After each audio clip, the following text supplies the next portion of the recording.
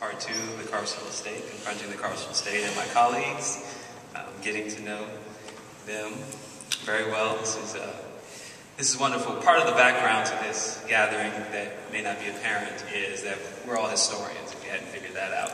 And I think part of what needs to be made explicit in this is that this conversation has been dominated by technocrats who use statistical data as cover for political action. And so as long as the U.S. Census report and the Bureau of Justice Statistics puts out the latest report and researchers hover around like vultures to analyze the data, so long nothing will change. And I think that part of gathering historians is, one, to inspire others to think about the ways that the past can be usable, can be part of an arsenal of information and interpretation that changes people. I mean, when you think about the nature of the political process, the nature of the political process is not one that depends upon white papers and CBO reports. If the Tea Party movement and the Obama administration has taught us anything, is that facts don't really matter to shaping the life fortunes of people all around the globe. That is not to say that facts are unimportant. It just means that it's not the end-all and be-all. And unfortunately, the criminal justice apparatus, the actual research division, much of the decision-making is being made by people whose real only purpose is to provide graphs and statistical charts and to really affirm the fact that there are a lot of black people in prison, that most of the crime comes from black and brown communities, that prisons generally work in spite of the horrors of it, and what more else is there we can do in modern American society. I mean, to me, that is at the core of the intransigence of our political leadership on both sides of the aisle to really come to terms with the scale and scope of this problem. And so I just thought it was worth talking about this, because in some ways we represent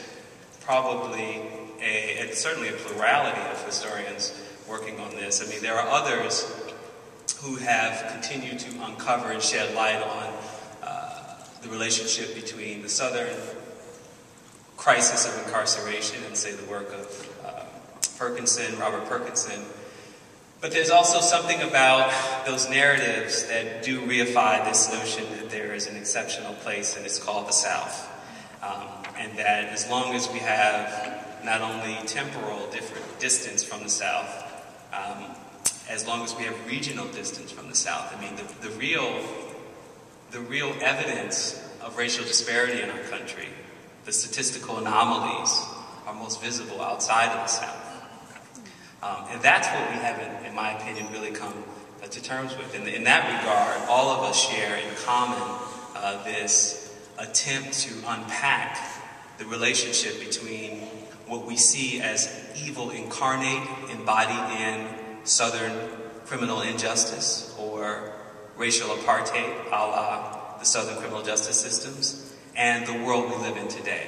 And so the images of what represents racism in today's criminal justice system don't square up with the image of Bull Connor's German Shepherds or any number of nameless Southern correctional officers in terms of Parchment Farm or anything happening in Texas or even Delaware, which is right on that liminal line between the North and the South. So I will address my comments in a particular way to highlight what has happened in this place.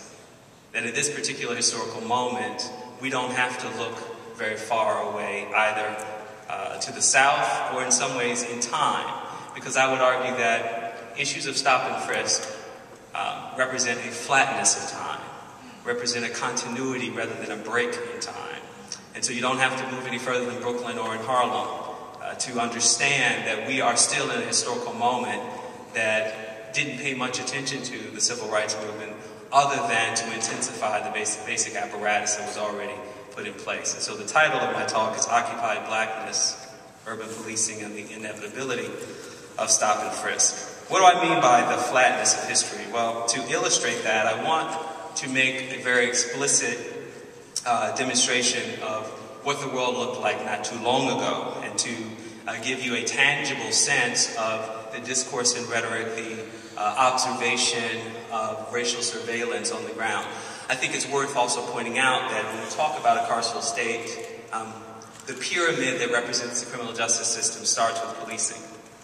And so to really appreciate how we get to a problem of mass incarceration, we have to really take stock of and pay very close attention to racial surveillance on the ground, because you can't end up in prison until you're stopped by a police officer. And we know, of course, that that is inherently a discretionary practice, that there are never enough resources to catch all the people who may be breaking the law. But that's in and of itself a semantic and legal distinction that I want to caution you against, that this is not just about people who have broken the law. It is about a construction of laws that are meant to target and survey people.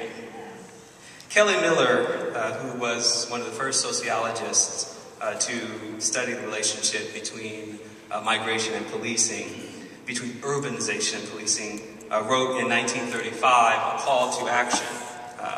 His point was really to call into question the relationship between the state and black citizenship, and to observe that the law was itself the most common basis upon which African Americans would come to understand their relationship in society, to understand and feel what citizenship was really about.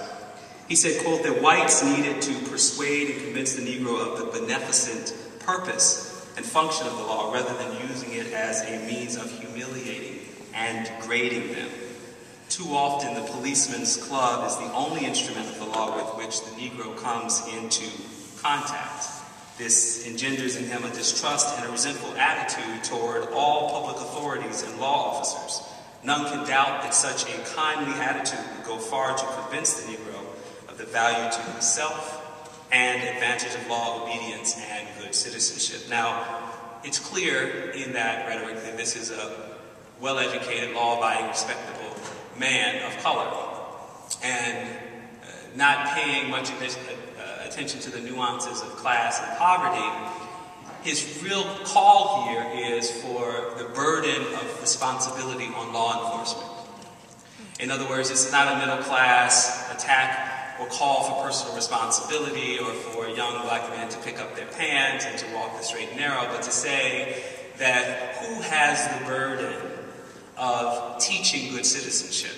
So in those confrontations that have recently reached 688,000 in New York City in terms of stop and frisk, the question that always surrounds those encounters, what is the burden of law enforcement to maintaining or respecting the rights of citizens? And of course the policy itself is inherently flawed, but nevertheless too often we hear in those encounters that the young man's attitude was the justification, or at least was a pretext for criminalizing this. Or in Jazz Hayden's case, who's, if you haven't read Frisky Business, which is the cover article for Village Voice in the most recent issue, the simple fact that he's exercising his constitutional right with his video camera, which is right there as a form of counter-narrative, right, a counter-surveillance of the surveyors, is his right, public space. But yet, Jazz has been arrested and is facing prosecution by police officers who have used his own right as a pretext for criminalizing him.